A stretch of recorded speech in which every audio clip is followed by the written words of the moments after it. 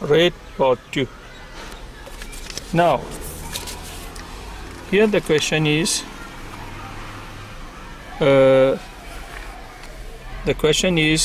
you have to calculate the overall reaction, order of reaction with respect to H minus. Now what is order of reaction? If you want to know more on order of reaction, just see this rate J06P4 part 201. You will see more details on rate of reaction. Now by using the results, calculate the order of reaction with respect to H minus. Now with respect to H minus it is 1. Why? It's just by using your result. What results? It is these two results. So let us see. In A the concentration is 0.2, in B the concentration is 0.4. So when we double the concentration of OH minus, you can see the rate also double, about 4, about 8. So it doubles.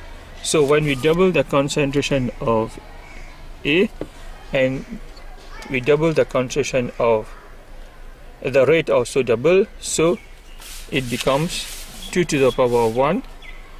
The rate of is twice, so it's the power 1. So 1 is the order, so we put 1 here. Now from the curve of run B, determine the order with respect to ester, or is B.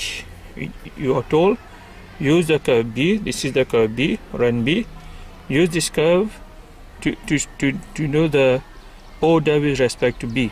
Now how to find the order with respect to B? I will give you a theory part of it. Let us see these three graphs.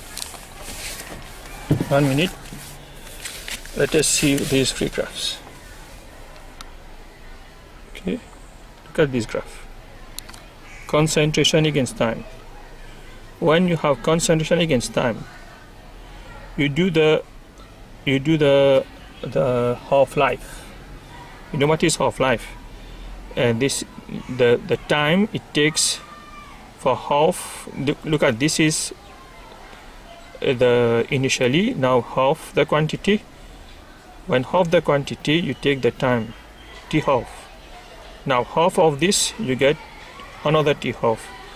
When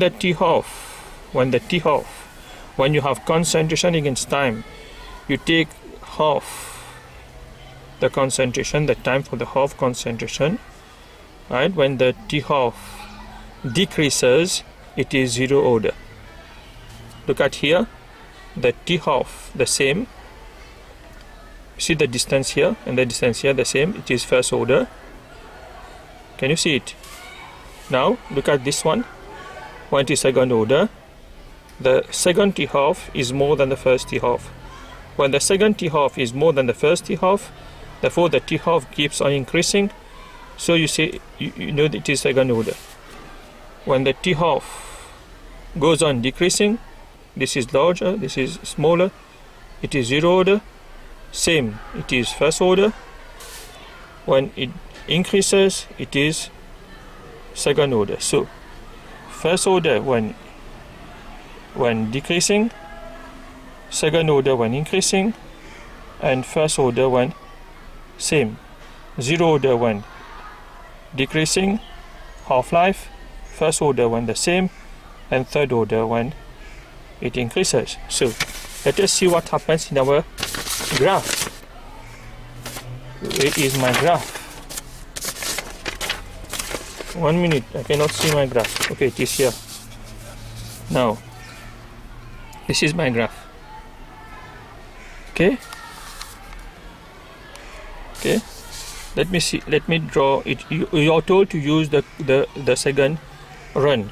See that my second run. So I start with 0.01, half it is 0.05. That, like that. See the half-life? You take the half of this now. Like that, like that. You see the half-life more or less the same. So it is first order. So I write first order here. I write first order here. From the curve of run B, determine the order with respect to ester, it is 1. Now this one, the order of this one with respect to OH minus, we get this in the first part here. For the second one we get from the graph. Explain how you arrive at your answer. Successive half-lives are constant. Successive half-lives are constant. If successive half-lives keeps on decreasing, it is 0 order. If successive half-life keeps on increasing, it is second order. So here successive half-lives are constant, therefore it is first order. Now the rate equation, it is first order with respect to H minus, first order with respect to ester, so we write rate is equal to K concentration 1, concentration 1. Now a simple question, you are asked to use values from the graph to know the value of K.